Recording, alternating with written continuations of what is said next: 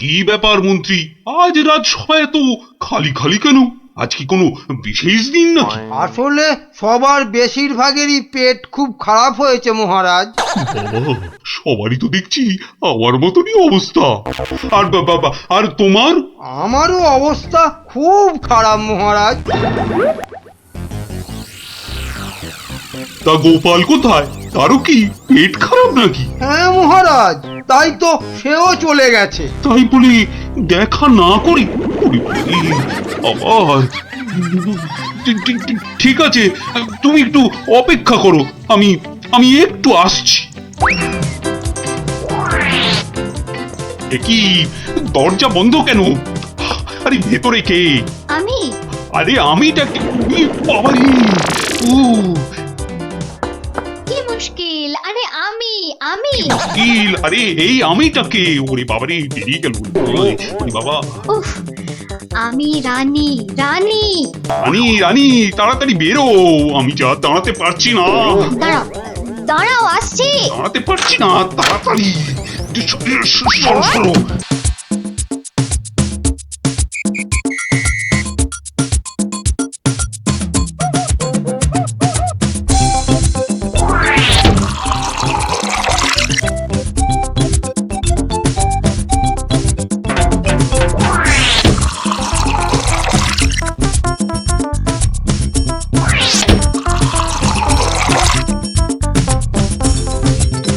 এই এই কি হলো বলো তো? রাজসভা থেকে সকাল সকাল ফিরে এলে আর গাড়ু নিয়ে না হয় বার ৫-৬ দৌড়লে। আরে আরে সাধে কি দৌড়চ্ছি, আমার পেট আমার দৌড় করাচ্ছে গিন্নি। কেন কেন কিছু উল্টো পাল্টা খেয়েছো? সেরকম তো কিছু খাইনি গো। তাহলে এরকম হচ্ছে কেন? জানি না, কিচ্ছু বুঝতে পারছি না। এই রে, আবার আবার যেতে হবে। উফ,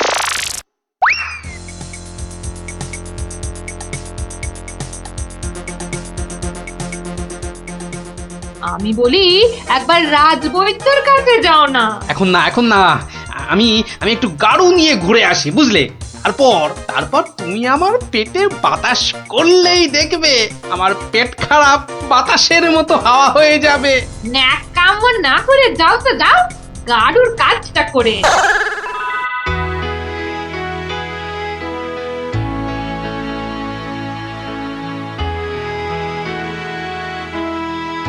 ওরে ওরে, কে কোথায় আছিস? আমায় বাতাস কর, বাতাস। এই তো মহারাজ, এই তো আমি। আরে আমিটা কে? হ্যাঁ, আমি চুনি। রানী, রানী কোথায়? রানী রানীমা শুয়ে আছে নিচের ঘরে। আহা, এদিকে যে আমার পেট করে ফুটফাট, মাথা ঘুরে বনবন।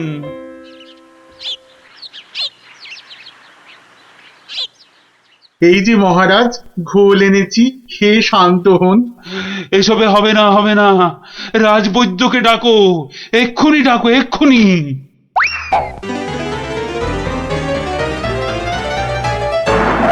রাজবৈদ্য আসতে পারছেন না, তিনি এখন ভয়ানক ব্যস্ত। কেন কেন কেন? আমি ডেকে পাঠালাম আর সে আসতে পারছে না? রাজ্য শুদ্ধ লোকের পেট করে গুরু গুরু। আহ, কি সব যে হলো শুরু! আমাশা মহারাজ, আমাশা আমাশা মহামারীর আকার নিয়েছে। ডাকো ডাকো, মন্ত্রীকে ডাকো, সে একটা উপায় বের করুক এক্ষুনি। সেও আপনার মতো শুধু আসছে আর যাচ্ছে, আসছে আর যাচ্ছে। বলো কি? আর আর আমার গোপাল, সে কোথায়? তাকে মাফ করুন মহারাজ, তারও একই হাল। সে এখন শুয়ে শুয়ে পেটে তার হাত পাকার বাতাস খাচ্ছে। আহ, এ তো আচ্ছা মুশকিলে পড়লাম। এবার আমাদের কি হবে গুরু? আর গুরু বলিস না, আমাকে লজ্জা করে। ঠিকঠাক মতো চুরি করতে পারলাম না এই কয়েক মাসে। তবু তোমার মধ্যে একটা ওই চোরের ঘরানা আছে তো? ঠিক বলেছিস। আমার বাবা চোর, আমার দাদু চোর, আমার দাদুর বাবাও চোর, আমার দাদুও চোর। থাক থাক আর বলতে হবে না। তাহলে সেই তুমি বলছো তোমাকে গুরু বলবো না? হ্যাঁ, ঠিক আছে, ওর যখন এত ইচ্ছে তখন বল। দেখ, আমাদের তো ওর সমাজ থেকে বের করে দিয়েছে, কিন্তু আমরা সামনের 7 দিনের মধ্যে হয় চুরি না হয় জোচ্চুরি কিছু একটা করে দেখাতে পারি, তাহলে তাহলে আমাদের আবার ফিরিয়ে নেবে। চুরি করতে গিয়ে ধরা পড়লে তো মার খাবোই। ওরে বাবারে, খুব লাগবে। তার থেকে অন্য কিছু ভাবো। জোচ্চুরি মানে লোককে বোকা বানানো, কিন্তু কাকে? যাকে হাতের সামনে পাবো তাকে।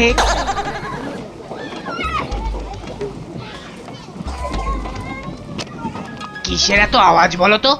রাজবৈদ্যের বাড়ির সামনে জটলা কেন রে? চল তো দেখি।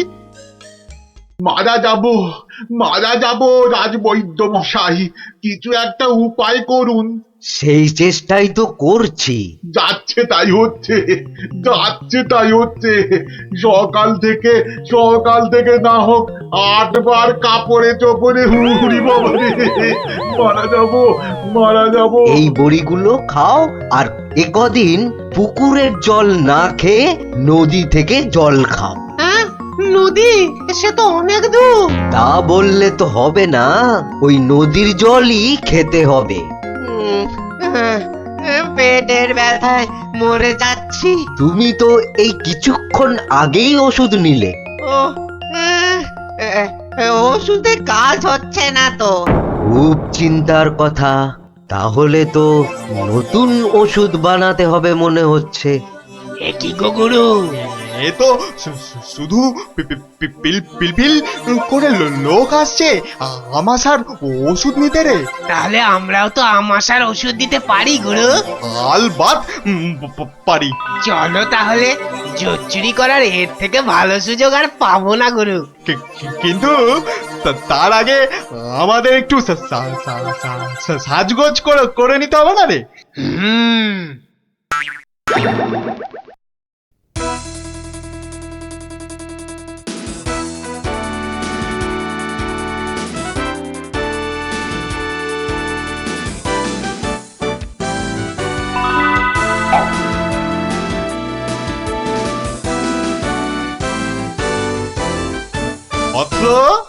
অৎস, তোমার কি এখানেই থাকা হয়? হ্যাঁ, কিন্তু আপনাদেরকে তো চিনতে পারছি না। সেটা পারার কথাও না, আমরা হিমালয়ের আশ্রম থেকে আসছি। গুরুর আদেশ। গুরুদেব কাল আমাদের বললেন, ওরে কৃষ্ণনগরে যা, ওখানে মহামারী লেগেছে, মানুষ তোদের খুঁজছে। মহামারী বটে, তা উনি কি করে জানলেন? উনি জানবেন না তো কি তুমি জানতে পারবে? তোমাকে দেখে তো বেশ ভালো ও ভদ্র বুদ্ধিমান বলেই মনে হচ্ছে। তোমাকে এই ফর্দ দেখে ওষুধটা তৈরি করে বিলি করতে হবে। কেন? আমি কেন? এটা ওনারই আদেশ যে কোনো ভালো ভদ্র বুদ্ধিমান ব্যক্তিকেই এই ওষুধ তৈরির ভার দিতে হবে। না মানে মানে হয়েছে কি, তোমার আপত্তি থাকলে অবশ্য অন্য কথা। তাহলে গোপালের বাড়িটা বলে দাও দেখি। কেন গোপালের বাড়ি কেন? গুরুদেব বলেছেন কাউকে না পেলে ওর কাছে যেতে। কি এই ওষুধ সেই ভুঁড়ি বাবা গোপালের হাতে চলে যাবে? না না না, এ কিছুতেই হতে দেওয়া যায় না। আরে বাবা, তাড়াতাড়ি বলো গোপালের বাড়িটা কোন দিকে? বলছিলাম যে আমার কোনো আপত্তি নেই। আপনাদের গুরুদেব মানে আমারও গুরুদেব। দিন দিন ঔষধের ফর্দটা দিন সাধু বাবা। এই যে এক হাতে ওষুধের ফর্দ, আর এই হাতে। ও হাতে কি? গুরু দক্ষিণা, গুরু দক্ষিণা। ও এই যে, তোমার ভালো হোক বাবা, তুমি সবার আমাশা সারিয়ে বেড়াও।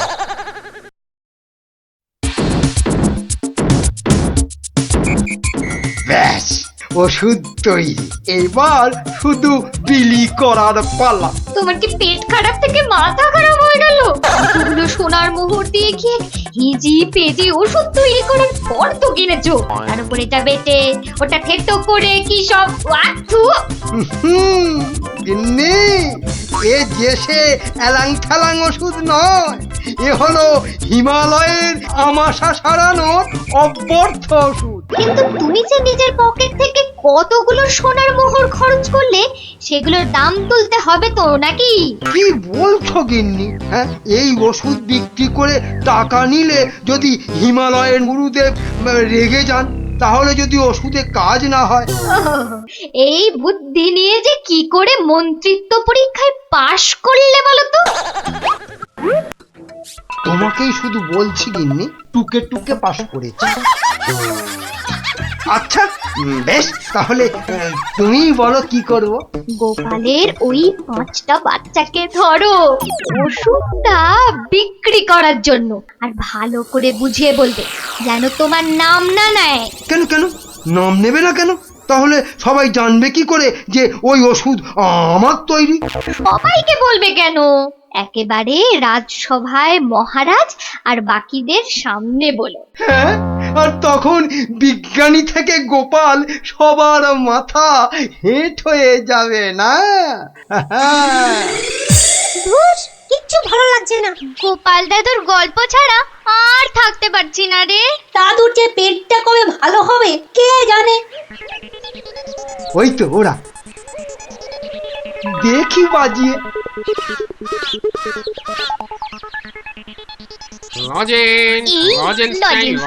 পয়সা নেই তো। চল না যে দেখি যদি ধারে দেয়। দুটো করে লজেন্স দেখি। আগে পয়সা দাও। এখন লজেন্স দাও, পরে পয়সা দেবো। দাও না গো একটা লজেন্স, গুলটে দাদা বলছে পরে পয়সা দিয়ে দেবে। খুব লজেন্স খেতে ইচ্ছে করছে তো? হ্যাঁ, হ্যাঁ খুব।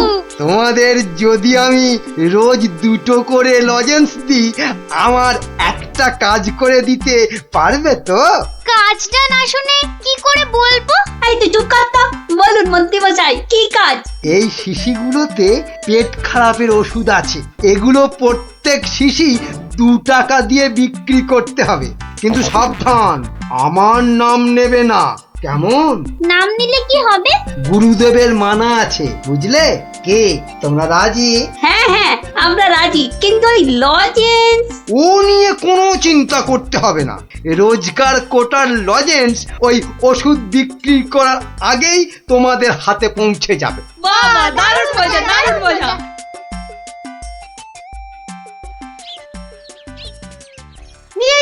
নিয়ে যান আমাশার ওষুধ, মাত্র 2 টাকা।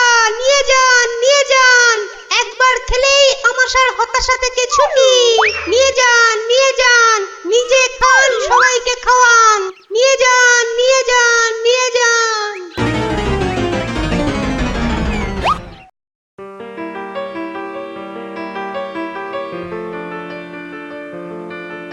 কি ব্যাপার তোমার? পেট খারাপের এই শরীর নিয়ে চললে কোথায়? যাই, মহারাজের খবরটা একবার নিয়ে আসি। কিন্তু রাজসভা তো বন্ধ, যাবেটা কোথায় বলো তো ঠিক করে? না, ওই ছেলে মেয়েগুলোকে দেখে আসি, মনটা ভালো লাগছে না। আচ্ছা, গল্প না বললে ভাত হজম হচ্ছে না, না? তাড়াতাড়ি এসে পড়বো, চিন্তা করো না।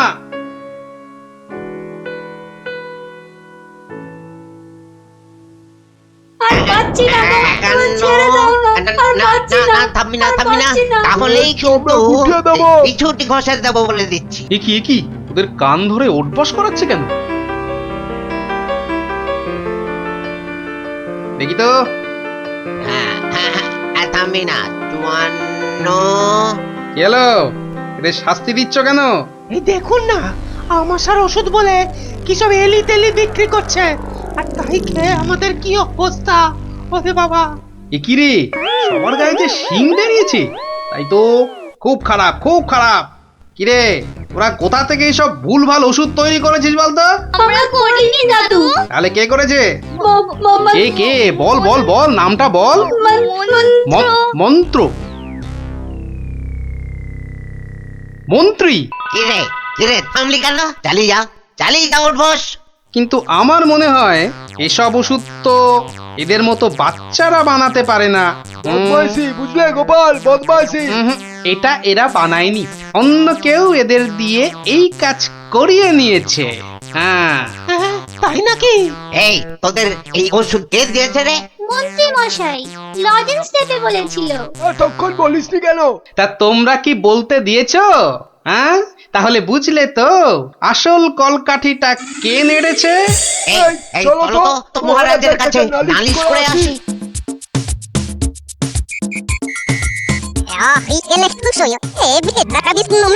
তাই নাকি? দাঁড়াও আসুক বেটা, ওর ওষুধ ওকেই খাওয়াবো। মহারাজ এসে গেছি। এবার দেখবেন ফট করে আপনি সেরে উঠবেন। এ কি, তোমাদের গায়ে শিং বেরিয়েছে কেন? বুঝবে বেটা ছেলে, একটু দাঁড়াও না। কই মন্ত্রী, তোমার ওষুধ কই? এই যে মহারাজ, এই আমার মহা ঔষধ, নিন খেয়ে নিন চটপট। মন্ত্রী তো মহারাজকে ওই ওষুধ দিচ্ছে। দাঁড়া না, এত অধৈর্য হচ্ছিস কেন? তার আগে এই মন্ত্রীকে ধরো তো এ কি করছো তোমরা? ছাড়ো আমাকে, ছাড়ো আমাকে, ছাড়বো, ছাড়ো। তবে তার আগে এই ওষুধ তোমাকে খাওয়া। পুরোটা খাওয়া। ব্যাস। এইবার মন্ত্রী বেটা দেখবে ওই ওষুধ খেলে কি হয়। এ কি হলো? এ কি আমার গায়ে শিং বেরোচ্ছে কেন? ওঝো, কত ধানে কত চাল। বেটা ছেলে, আমাকে এই ওষুধ খাওয়ানোর তালে ছিলে? এবার কেমন জব্দ? হ্যাঁ, সারা গায়ে তো শিং বেরিয়েছে। এবার ওষুধ বিক্রি করে টাকা রোজগারের ধান্দা ঠিক হয়েছে। কেউ হাসো গো, দেখো এবার করে আমাকে এই সারা অবস্থা গায়ে থেকে শিং রক্ষা করো নেই। গো। দারুণ মজা, দারুণ মজা, মন্ত্রী মশাই পেয়েছে সাজা। দারুণ মজা, মন্ত্রী মশাই পেয়েছে।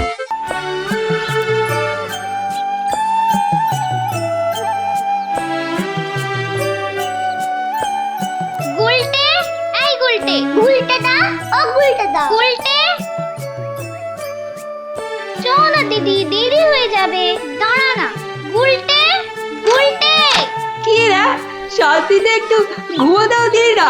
আর ঘুমাতে হবে না, এবার চলো। কোথায়? গোপাল দাদুর বাড়ি গল্প শুনতে। গোপাল দাদুর বাড়ি? হ্যাঁ, তাহলে আর বলছি কি? তা সেই কথাটা তো আগে বললেই পারতিস। চল চল তাড়াতাড়ি চল। এই যে, দাঁড়া, আবার কি হলো? ন্যাপলাটাকে নিয়ে যাই। ন্যাপলা, হাই ন্যাপলা, আস্তে আস্তে চল চল, আমরা সবাই গোপাল দাদুর বাড়ি যাচ্ছি। চুপ, তোরা এগো, আমি আসছি। আচ্ছা তাড়াতাড়ি আসিস।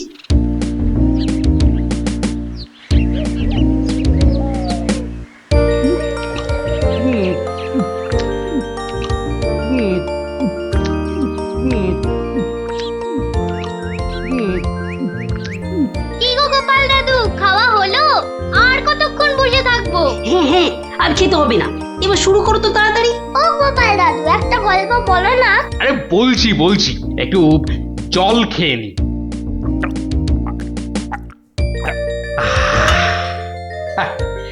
শোন তবে, মন দিয়ে শোন। আমি তো মহারাজ কৃষ্ণচন্দ্রের রাজসভায় রোজই যাই, হাসি তামাশা করি, তা বেশ আনন্দেই দিন কাটছিল। তা কয়েকদিন হলো আমি শরীর খারাপের জন্য যেতে পারিনি, বুঝলি। সেই সময়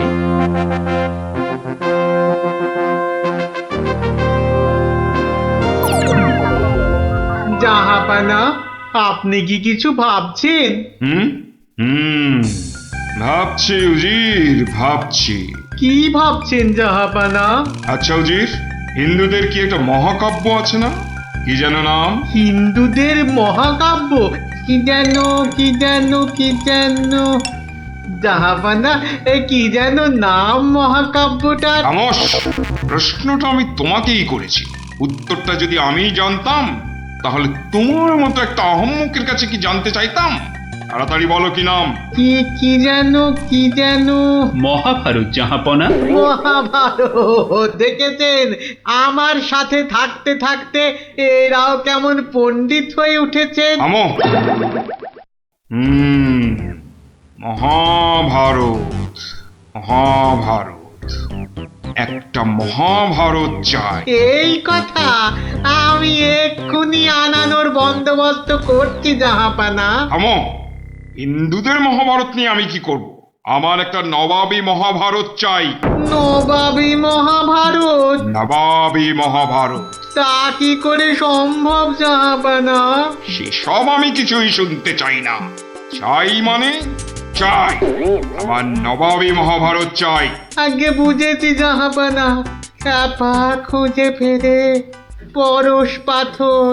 কিছু বললে নাকি? না জাহাপানা, কি করা যায় দেখি। আমার মাথায় একটা মতলব এসেছে। শুনেছি মহারাজ কৃষ্ণচন্দ্রের সভায় নাকি অনেক পণ্ডিত আছেন। হ্যাঁ জাহাপানা, ঠিকই শুনেছেন। ওনাকে এক্ষুনি চিঠি লিখে আমার ইচ্ছেটা জানিয়ে দিন। জো হুকুম জাহাপানা, কিন্তু মানে কি লিখবো যদি একটু বলে দেন। যত সব অপদার্থ জুটেছে আমার সভায়, কি লিখবে সেটাও নাকি আমাকেই বলে দিতে হবে। লিখবে, যত শীঘ্র সম্ভব আমাকে একটা নবাবী মহাভারত লিখে পাঠানো হোক। তার জন্য যা খরচ তা আমি সব দেবো, কিন্তু আমার নবাবী মহাভারত চাই। না পেলে কিন্তু সবার গর্দন যাবে। জো হুকুম জাহাপানা, আমি আজই চিঠি দিয়ে লোক পাঠাচ্ছি।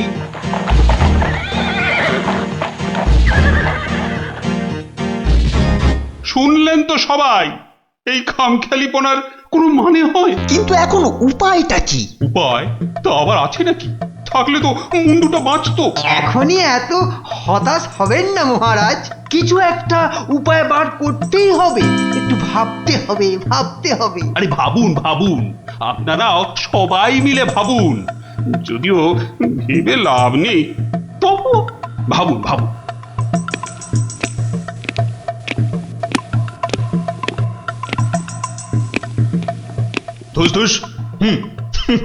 ধুস উমহাম না করে ভাবুন সেনাপতি। মহারাজ, একটা কাজ করলে হয় না? কি কাজ? মহারাজ, আপনি নবাবকে লিখে পাঠান, যে কাব্য নবাব নিজে রচনা করবেন সেই কাব্যই একমাত্র নবাবী মহাভারত হতে পারে। সাধু। থামুন মন্ত্রী, আপনি কি বিদ্রোহ চাইছেন? অনর্থ হয়ে যাবে। নবাব আমাকেই বিদ্রোহী বলে আমার এই সাধের মুন্ডুটা ঘ্যাচাং করে। না, এই অসম্ভব। দূর, একদম বাজে মতলব। এটা একটা উপায় হলো। প্রণাম মহারাজ। শেষ প্রণাম করে নাও। এরপর আমার ছবিতে মালা ঝুলিয়েই রোজ প্রণাম করতে হবে।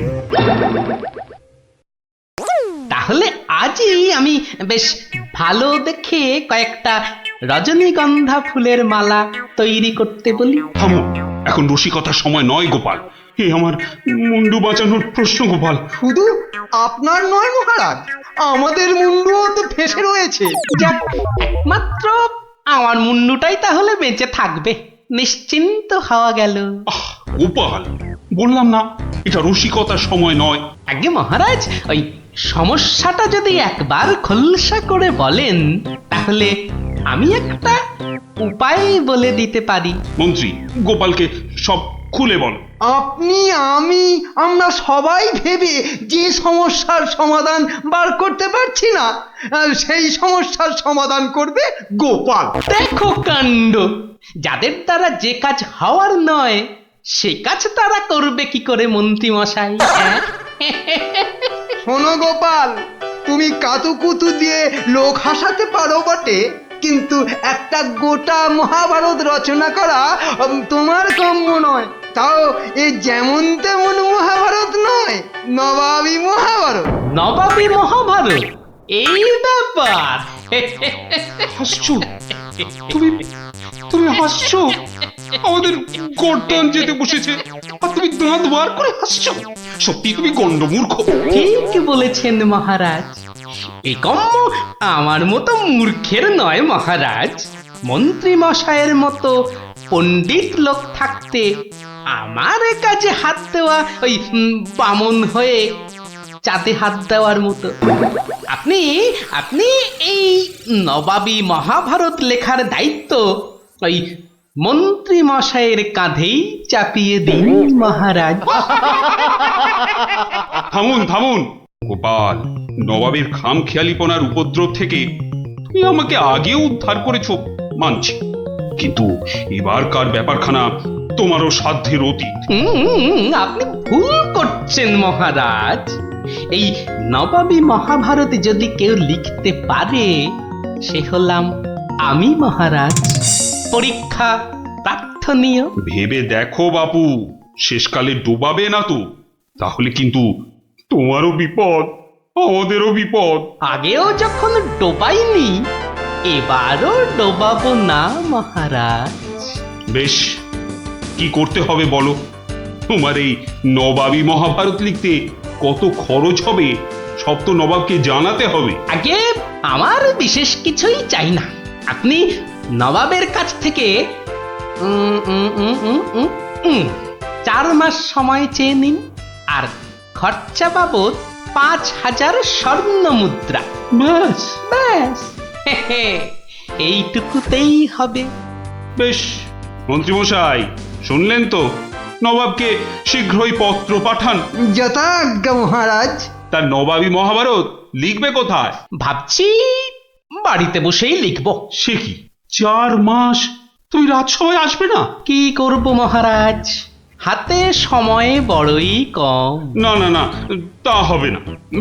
রোজ না হয় সপ্তাহে অন্তত 3 দিন তোমাকে কিছুক্ষণের জন্য হলেও রাজসভায় আসতেই হবে, তা না হলে তো আমি শান্তি পাবো না। বেশ, আপনার ইচ্ছা যখন তাই হবে। এখন তাহলে আমি আসি মহারাজ। এসো।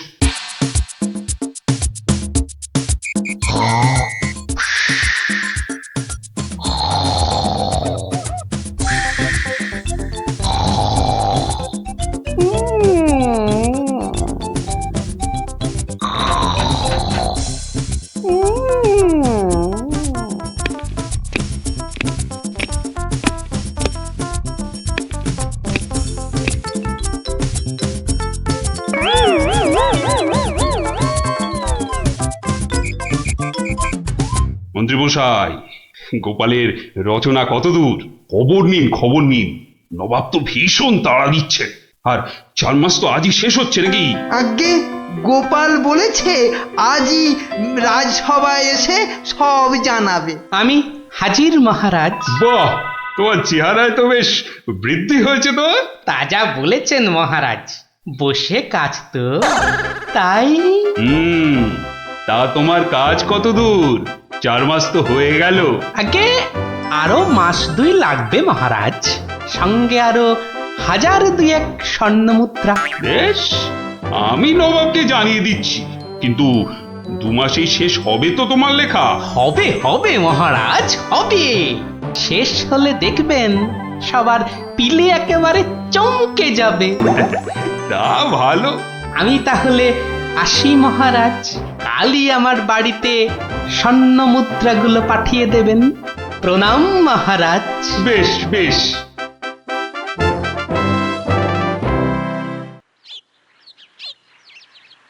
দেড় মাস পার হয়ে গেল, গোপালের খবর কি? এদিকে ভয়েতে যে হাত পা সব পেটের ভেতর ঢুকে যাচ্ছে। তখনই বলেছিলাম ওই সব এলেবেলে গণ্ডমূর্খকে এইসব গুরুতর দায়িত্ব দেবেন না, শেষমেশ ও ডোবাবে, এই আমি বলে দিল। প্রণাম মহারাজ। এসো এসো গোপাল। এসব কি? বস্তা কেন? আগে এতেই তো রয়েছে সেই নবাবী মহাভারত। বস্তায়? আমাদের মহাভারত তো একটাই খণ্ড, তো নবাবী মহাভারতের জন্য 5-5টা বস্তা? আগে নবাবী মহাভারত তো, তাই মহারাজ অনেকগুলো খণ্ড হয়ে গেল। তা বেশ, তা তোমার কাজ তাহলে সম্পূর্ণ। আগে একটুখানি বাকি মহারাজ, সেটা ওই নবাবের কাছে গিয়েই সম্পূর্ণ করতে হবে।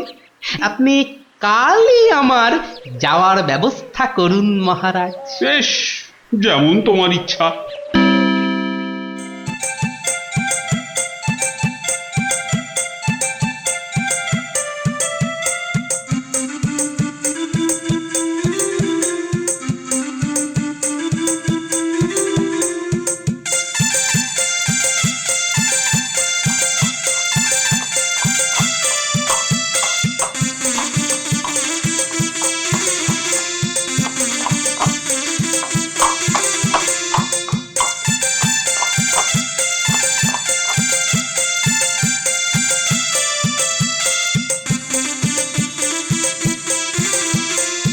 জাহাপানা, মহারাজ কৃষ্ণচন্দ্রের কাছ থেকে গোপাল এসেছে।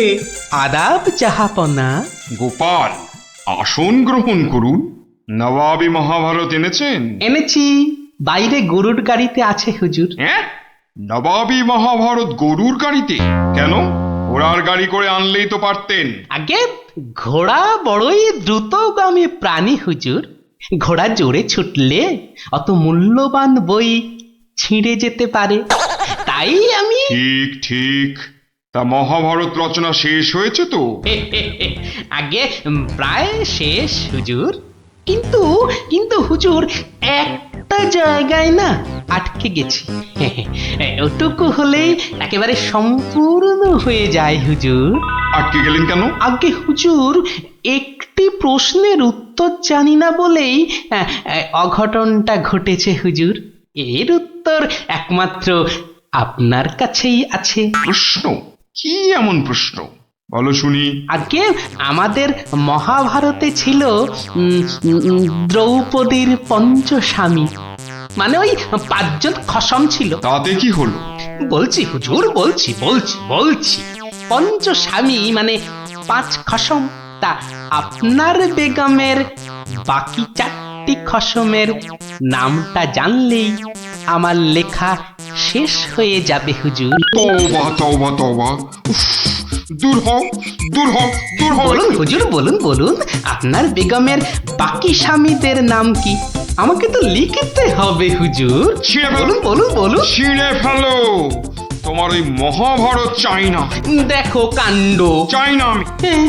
সে কি, এত কঠিন পরিশ্রমের সাধনার ফসল নষ্ট করে ফেলবো হুজুর? বললাম তো, চাই না ওই ছাই ভস্য নবাবী মহাভারত। ফেলে দাও, ফেলে দাও। আমার এই মন্দ কপাল, ভেবেছিলুম নবাবী মহাভারত রচনা করে 2-5 হাজার স্বর্ণ মুদ্রা পুরস্কার পাবো, আর আপনি বলছেন ছিঁড়ে ফেলতে। না না, পুরস্কার তুমি পাবে, কিন্তু তোমাকে আর ওই ছাই ভস্য লিখতে হবে না। আর যা লিখেছো তা নিয়ে যেন আর 5 কান করো না। উজির, গোপালকে 5,000 স্বর্ণ মুদ্রা দিয়ে বিদেয় করো। তওবা তওবা। নবাবের দয়ার শরীর।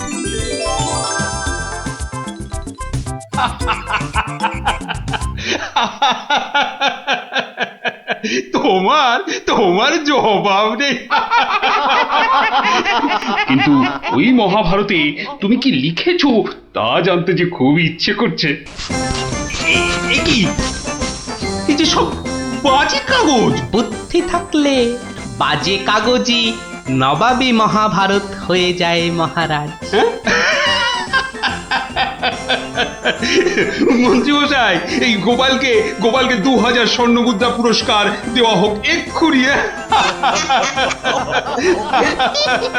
বলেছিলাম লিখতে মন্ত্রী মশাই, আপনি তো লিখলেন না।